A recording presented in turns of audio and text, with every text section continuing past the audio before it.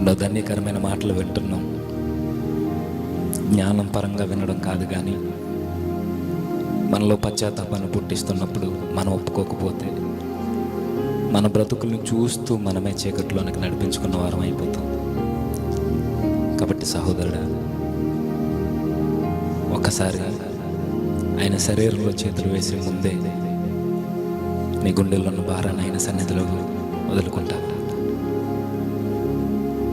అందరూ ప్రార్థన చేస్తూ ఉందాం. ఒకసారి వాక్య పఠనాన్ని చదువుతాను, అలా ప్రార్థనలోనే గడుపుతూ వినడానికి ప్రయత్నించండి.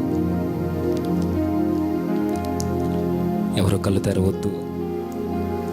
రొట్టె ద్రాక్ష రసం ఎద్దుకు వస్తున్నప్పుడు మీ చేతులు ముందుకు చాచి తీసుకోవడానికి ప్రయత్నించండి. పౌలు గారు చెబుతూ, నేను మీకు అప్పగించిన దాన్ని ప్రభు వలన పొందితిని. ప్రభు అయిన యేసు తాను అప్పగింపబడిన రాత్రి ఒక రొట్టె